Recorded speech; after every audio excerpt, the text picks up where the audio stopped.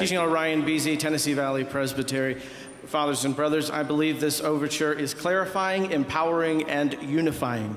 We are a word and sacrament communion. We already confess together what preaching does, how the Spirit especially uses preaching to enlighten, convince, and humble sinners, to draw them to Christ, to strengthen them against temptation, to build them up in grace, to establish their hearts in holiness. And so this amendment, this addition to our Constitution, needfully then clarifies what preaching is, since we already agree on what preaching does, or the Spirit does in preaching. And so it is clarifying. It is empowering. This chapter reiterates the right of the session to have authority over who preaches in the pulpit of the congregation.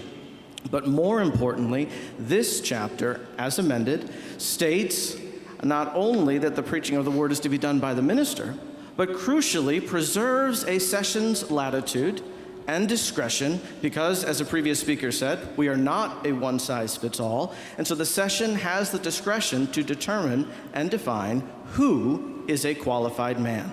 And so accordingly, Mr. Moderator, this amendment is unifying. It is silent on issues of debate or contention in the denomination, but only adds language to our directory of worship that reflects what is already widely agreed upon in the PCA. Ministers and qualified men are those who are to do the preaching in the PCA. This chapter would not restrict who may read scripture in worship. I have my opinions, you may have your opinion on that, but this chapter is silent on that point. It simply declares that the preaching of the word is to be done by a qualified man or a minister, and leaves the rest to the discretion of the session. The added language comes from BCO 12:5, which is not redundant, but simply makes it consistent with what is already constitutional.